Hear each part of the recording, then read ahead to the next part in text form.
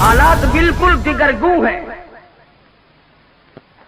हर नई सुबह अपना रंग नया लाती है, हर शाम अपना रूप अलग धारती है। हमने अपनी जिंदगियों के बारे में कभी सोचा तक नहीं।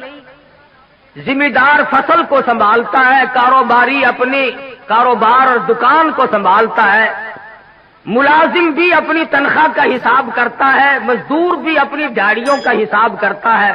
अगर नहीं करते तो मैं और आप जिंदगी का कभी हिसाब नहीं करते कि सफेद दाढ़ी हो गई, हमने कमाया क्या।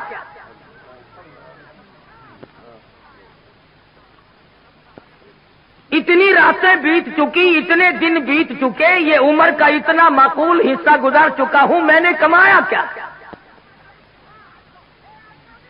हजरत सिर्री रहमतुल्लाह अलैह फरमाते हैं कि मैंने एक बुजुर्ग को देखा, वो खुश्क सत्तू फांक कर ऊपर से पानी पी लिया।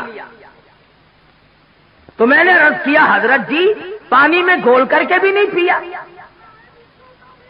तो फरमाने लगे, बेटा मेरा ये अमल 40 साल से जारी है। 40 साल गुजर गए, खुश्क सत्तू फांक कर पानी पी लेता हूं। तो पूछा, हजरत क्यों?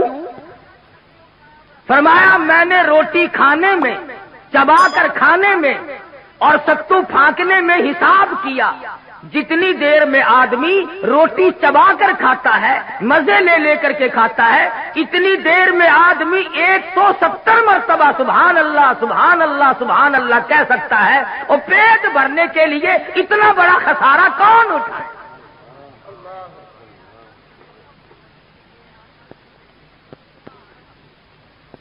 ये थे वो लोग जो अपनी जिंदगी का हिसाब करते थे। शाहजहांपुर में एक बुजुर्ग थे जिन्होंने सारी उम्र एक छोटे से खटोले पे सो के गुजार दी। मुरीदीन ने कहा, हजरत बड़ी चारपाई ला दे, उस पे पैर फैला के सोया करो। तो रो दिया और फरमाने लगे, अरे बावलो ये दुनिया पैर फैलाने की जगह कहां है। अगर निजात हो गई तो जन्नत में पैर फैलाऊंगा।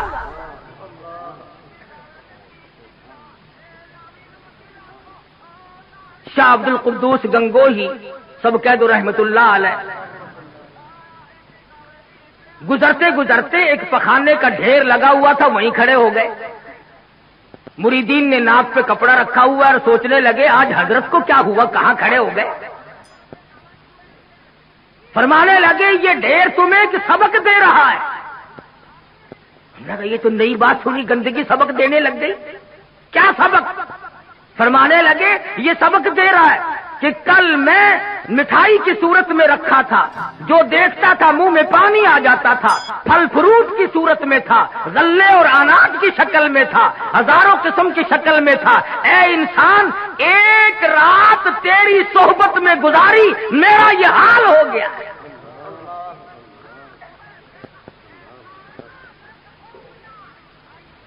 ये थे वो लोग जो अपनी जिंदगियों का हिसाब किया करते थे। और हमने आज तक शुक्र अदा नहीं किया कि अल्लाह ताला का हम पर कितना बड़ा करम हुआ कि उसने हमें इंसान बनाया। क्योंकि दोस्तों अल्लाह मियां इस पे कादिर था कि नहीं हमें गधे बना देता है। ये सारी रेड़ियां हमको घसीटनी पड़ती और डंडे खाते वो अलग।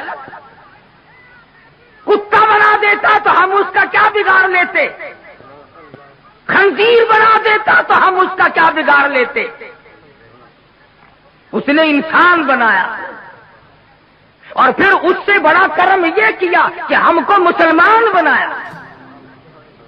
अगर हम सिख के घर में पैदा हो जाते तो न कलमा मिलता, न ईमान मिलता, न कुरान मिलता, न मोहम्मद मुस्तफा सल्लल्लाहु अलैहि वसल्लम मिलते। चूड़े चमारों के घर में पैदा कर देता, यहूदियों ईसाइयों के घर में पैदा कर देता तो हम लोग मुसलमान नहीं बन सकते थे, काफिर बन के मरते। और उसने हमें मदनी सल्लम का उम्मती बनाया। अगर वो चाहता तो नूह अलैहिस्सलाम का उम्मती बना देता, मूसा अलैहिस्सलाम का उम्मती बना देता, और किसी पैगंबर का उम्मती बना सकता था। हज़रत शाह वलीउल्लाह मुहद्दिस देलवी सब कह दो रहमतुल्लाह अलैह فضائل امت محمدیہ صلی اللہ علیہ وسلم پر لکھتے ہیں کہ دیکھو حضور اکرم صلی اللہ علیہ وسلم کی شان سب سے بڑی، عظمت سب سے اونچی، ایک خدا کی خدائی کے بعد ساری کائنات میں سب سے افضل ترین حضرت محمد کریم صلی اللہ علیہ وسلم کی ذات ہے۔ مرتبہ اتنا بڑا، اور لائے ہیں 1,24,000 انبیاء کرام کے بعد، سب سے اخیر میں لائے۔ تو حضرت شاہ صاحب لکھتے ہیں کہ اس میں نقطہ یہ ہے، امت کا بھلا اللہ پاک نے سوچا۔ آپ لوگوں سے پوچھتا ہوں، نوح علیہ السلام کی امت قبروں میں ہے؟ موسیٰ علیہ السلام کی امت زمین میں ہے کہ نہیں؟ داؤد علیہ السلام کی امت قبروں میں پڑی ہے کہ نہیں؟ اللہ میاں نے اس لیے حضور اکرم صلی اللہ علیہ وسلم کو اخیر میں لائے تاکہ سرکار مدینہ صلی اللہ علیہ وسلم کی امت کو قبر میں گناہگاروں کو بھی زیادہ عرصہ عذاب نہ بھگتنا پڑے۔ نعرہ تکبیر، شان رسالت۔ لاکھوں برس گزر گئے نوح علیہ السلام کی امت کو عذاب بھگتتے، فرمایا اخیر میں لاؤ تاکہ گناہگار کا بھی بھلا ہو۔ اور پھر قیامت میں جب حساب و کتاب شروع ہو تو ترتیب تو یوں ہونی چاہیے نا کہ پہلے آدم علیہ السلام کی امت کا حساب و کتاب ہو، پھر نوح علیہ السلام کا، پھر موسیٰ علیہ السلام، اس طرح سے ترتیب وار ایک ایک نبی اور ایک ایک پیغمبر کی امت کا حساب و کتاب ہونا چاہیے۔ مگر یہاں یہ ہے کہ حساب و کتاب سرکار مدینہ صلی اللہ علیہ وسلم کی امت سے شروع ہوگا، اس لیے کہ قیامت کے خوفناک منظر میں، تباہ کن گھڑیوں میں، ہوش ربو حالات میں حضور کی امت کو کھڑے ہو۔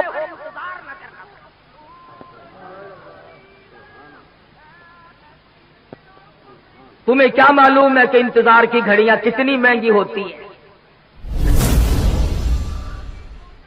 یہ بات اصل میں عشق کی ہے۔ جس کو انتظار کرنا پڑے اسے پتا چلتا ہے کہ ایک ایک گھڑی 100 برس کی بن جاتی ہے۔ ڈیپو پہ لوگ ریشن لینے جاتے ہیں، لائن میں کھڑے ہوتے ہیں، ایک آدمی اگر آگے سے لے جائے نا پوری لائن گالیاں دیتی ہو، پھڑو اس نو کہہ رہا ہے پھڑو۔ حالانکہ ایک آدمی اگر لے گیا تو کیا ہوا؟ اسٹیشن پہ ٹکٹوں کی لائن لگتی ہے، اگر ایک آدمی آگے سے گھس جائے سارے شور مچاتے ہیں تاکہ اتنی دیر انتظار نہ کرنا پڑے کہ ایک آدمی ٹکٹ لے یا ریشن لے۔ تو قیامت کا حساب و کتاب اللہ پاک نے امت کے بھلائی کے لیے سب سے پہلے شروع فرمایا تاکہ حضور کی امت کو کھڑے ہو کر انتظار نہ کرنا۔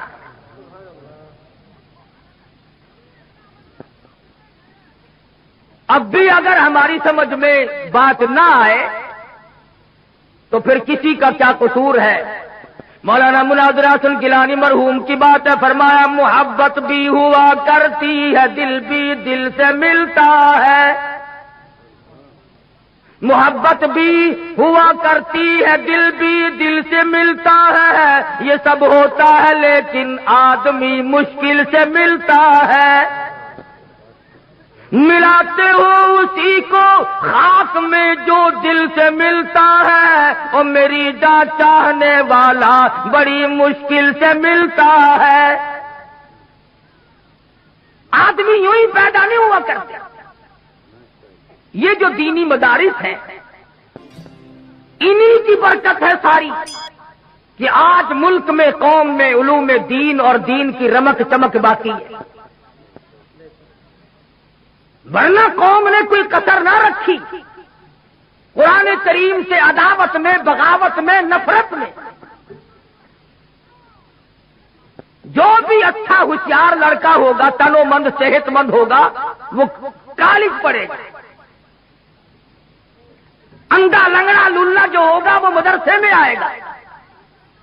جس کی لات ماری جائے اس کا باپ مدرسے میں لے کے آتا ہے، مولوی صاحب، قاری صاحب، اس کی والدہ کو بڑا شوق ہے قرآن پڑھانے کا، بس 4 بچے ہیں، ہمارا ارادہ یہ ہے کہ اس کو تو قرآن کا حافظ ہی بنانا ہے۔ ارے بنانا تیری ماں کا بس ہے، اس کو تو وہ انگریز لیتا ہی نہیں۔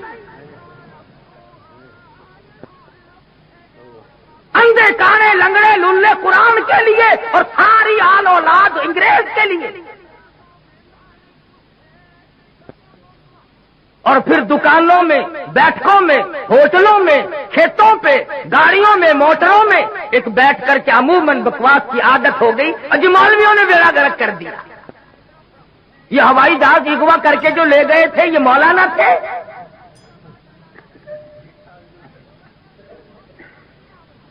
یا انہوں نے جو 54 آدمی باہر بلایا یہ کون سی جامع مسجد کے امام تھے؟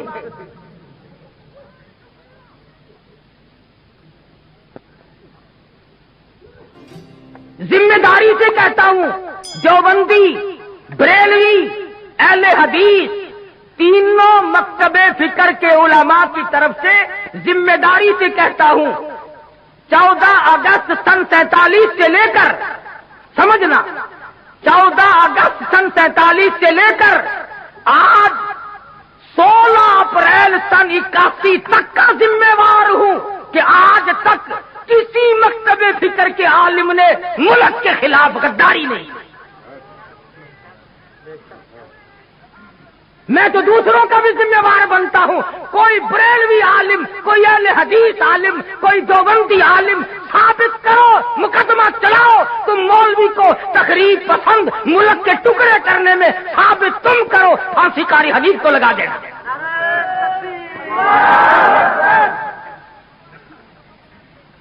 حضرت لاہوری ہے سب قید رحمت اللہ علیہ، تقسیم سے پہلے انگریز نے حکم دیا کہ احمد علی لاہوری کے گھر کی تلاشی لو۔ ایس پی سکھ ہے، تلاشی لینے کے لیے حضرت کے گھر پہ آیا، ادھر دیکھا ادھر دیکھا، یہاں دیکھا وہاں دیکھا، حیران ہو کر کے کہنے لگا مولانا دستاویز تو کیا ملنی تھی، نمک نہیں، مرچ نہیں، گھر میں آٹا نہیں، چاول نہیں، دال نہیں، اور یہ چیزیں رکھنے کے برتن بھی نہیں، کھاتے کہاں سے ہو، کدھر سے کھاتے ہو؟ مولانا نے فرمایا کہ تیرا کام پورا ہو گیا، جا تو اپنے گھر جا، اپنا کام کر، تجھے اس بات سے کیا غرض ہے؟ کہنے لگا نہیں مولانا پوچھ کے جاؤں گا کہ کھاتے کہاں سے۔ حضرت نے فرمایا اللہ کھلاتا ہے ہم کھاتے ہیں، وہی پلاتا ہے ہم پیتے ہیں، ہم اس کی مخلوق ہے، وہ ہمارا خالق ہے۔ بڑی دیر تک سوچتا رہا، اس کے بعد 50 روپے نکال کر حضرت لاہوری کو دینے لگا۔ کافر تھا، سکھ تھا، میرے تیرے ورگا ہوں نا، فوراً پکڑتا جزاک اللہ، جزا پڑھاؤ جی جزاک اللہ۔ وہ لاہوری تھا، کہنے لگا بات سنو، تم تو کافر ہو، میں نے جب سے ہوش سنبھالا آج تک بھی نماز کے ہاتھ کا ٹکڑا نہ کھایا۔ یہ سورت یاسین تو نہیں پڑھتے، نہ سیکھتے ہیں، نہ سکھاتے ہیں، نہ عورتیں سیکھتی ہیں، نہ مرد سیکھتے ہیں، نہ بوڑھی عورتیں سیکھتی ہیں، نہ بوڑھے مرد سیکھتے ہیں، اور قبر کے کنارے لگے ہوئے ہو۔ اور سنو نبی پاک صلی اللہ علیہ وسلم کا ارشاد، فرمایا سورت یاسین اگر کوئی قبرستان میں پڑھ کر ایصال ثواب کر دے مردوں کے لیے تو ایک دن کی سورت یاسین سے 40,000 مردوں کی نجات ہو جاتی ہے۔ تم نے اس قرآن کو کیا سمجھا ہے؟ رحمت اس میں، برکت اس میں، سعادت اس میں، سکون اس میں، راحت اس میں، ایمان اس میں، جنت اس میں، خدا کی رضا اس میں، نبی کی غلامی اس میں، سب کچھ اللہ کے قرآن میں ہے۔ قرآن پڑھتے ہوئے تمہیں پھانسی لگتی ہے؟ مجھے اور آپ کو عمل کی توفیق عطا فرمائے۔ وآخر دعوانا الحمدللہ رب العالمین۔ شرم کی بات ہے، قرآن کے لیے قاری حنیف جولی پھیلا کر بھیک مانگتا ہے، کالج کے لیے اربوں روپیہ گورنمنٹ دیتی ہے، اور کالج کی پیداوار وہ ہے جو ملک کو تباہ کر رہی ہے۔ 16 سال تیرا بچہ کالج میں پڑھتا ہے مگر تیرا جنازہ پڑھانے کے قابل نہیں بنتا۔ وہ تو ساڈے متھے لگے ہویا، پیدا ہویا تو بانگ اسی دیتی، تیری ماں دا نکاح اسی پایا، تیرا پیو مرے گا جنازہ اسی پڑھا، ساڈے کولوں نس کے جاوے گا کتے؟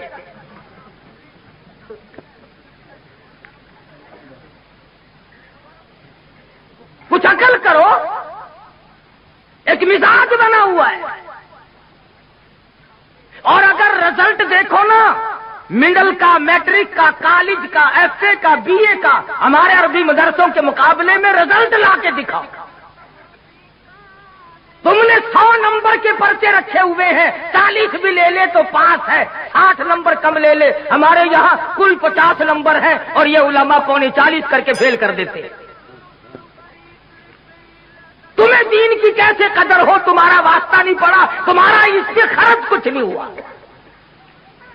سلطان عالمگیر سب کہہ دو رحمت اللہ علیہ، بادشاہ وقت ہے، حکمراں ہے دلی کا، در خیبر سے لے کر چاٹاگاؤں کی پہاڑیوں تک سلطان عالمگیر کی بادشاہت ہے، مگر دیندار اتنا ہے، توجہ کرنا، بادشاہ عالمگیر کو مدنی کریم صلی اللہ علیہ وسلم کی 5000 حدیثیں زبانی یاد تھی۔ بادشاہ کو 5000 حدیث شریف زبانی یاد تھی، اور آج کل کی ہائی تعلیم کے بارے میں تمہیں بتاؤں، کئی کتنے سالوں کی بات ہے، عام خاص باغ میں جلسہ ملتان میں ایک وزیر آیا، تقریر کرنے سے پہلے کہنے لگا پڑھو درود شریف لا الہ الا اللہ محمد الرسول۔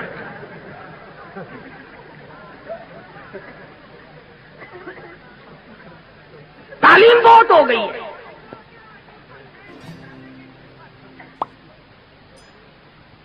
عالمگیر بادشاہ نے 40 علماء بٹھا رکھے تھے جو فتویٰ لکھتے تھے، رات کو فتوے سنا کرتا تھا اور اشکال پیدا کرتا تھا۔ ملا جیمن رحمت اللہ علیہ عالمگیر کا استاد ہے، انتقال کر گیا، میں نے اور آپ نے بھی مر جانا ہے۔ فوت ہونے سے پہلے وصیت نامہ لکھ دیا، فرماتے ہیں میری نماز جنازہ وہ آدمی پڑھائے جس کی تمام عمر میں جب سے ہوش و حواس سنبھالا ہے اس کی ایک دن بھی سفر میں، حضر میں، دکھ میں، درد میں، بیماری میں کبھی بھی کسی حال میں بھی تہجد کی نماز قضا نہ ہوئی ہو۔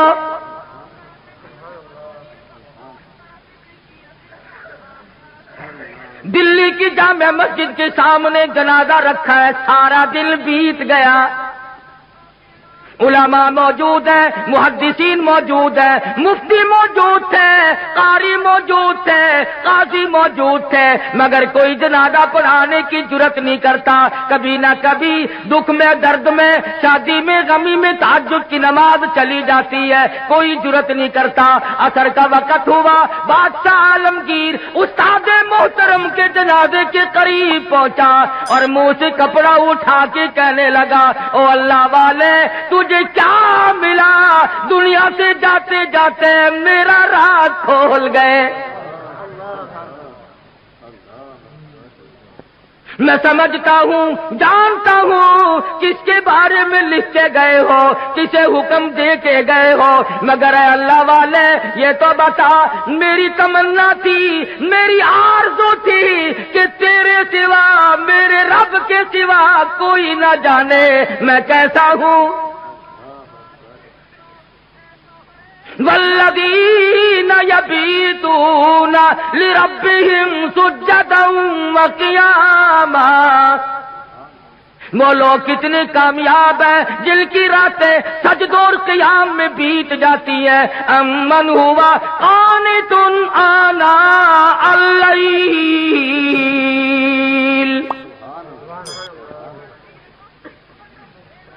عالمگیر بادشاہ کھڑا ہو کے رو رہا ہے اور کہنے لگا اللہ والے تجھے کیا ملا؟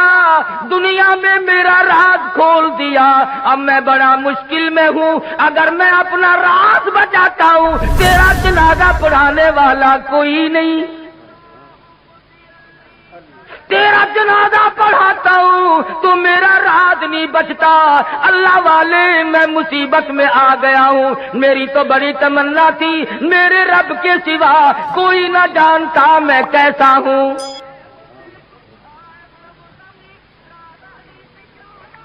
اب میں اور کیا کر سکتا ہوں، میرا اللہ مالک ہے۔ کھڑے ہو کر کے فرمانے لگے او لوگوں صف درست کرو، میں فقیر جنازہ پڑھاؤں گا۔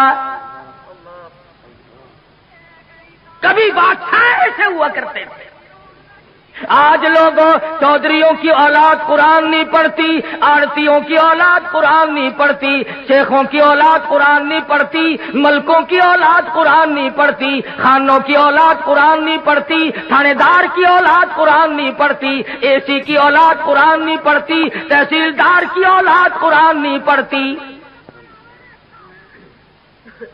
اس لیے کہ اس کو کوئی مقدس کتاب نہیں مانتا۔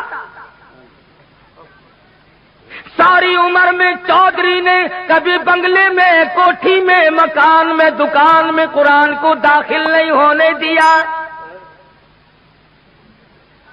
ہر چیز مکان میں آئے گی، دنیا دار آئیں گے، چھوٹے بڑے، امیر و غریب، بنگلے میں، ڈیرے میں آئیں گے جائیں گے، مگر اللہ کے قرآن کے لیے داخلہ بند ہے۔ جب تک چودھری مرے گا نہیں قرآن کا داخلہ بند، جب تک شیخ مرے گا نہیں قرآن کریم کا داخلہ بند، جب تک ملک اور خان مرے گا نہیں اس وقت تک قرآن کریم کا داخلہ بند۔ جب مر جائے فوراً داخلہ کھلتا ہے۔ اس مسجد کے مولوی کو بھی بلا کے لاؤ، اس مسجد کے مولوی کو بھی بلا کے لاؤ، ادھر کے طالب علم بھی بلاؤ، ادھر کے طالب علم بھی بلاؤ، چاروں طرف بیٹھے ہیں، قرآن مجید کی تلاوت ہو رہی ہے، مرنے والے کا بیٹا بیچ میں کھڑا ہوتا ہے اور کہتا ہے مولانا او قاری صاحب آج تو اتنا قرآن پڑھو، آج تو اتنا قرآن پڑھو، آج تو اتنا قرآن پڑھو، میرے ابا مرحوم کو بہشت میں ٹھوک کے جانا۔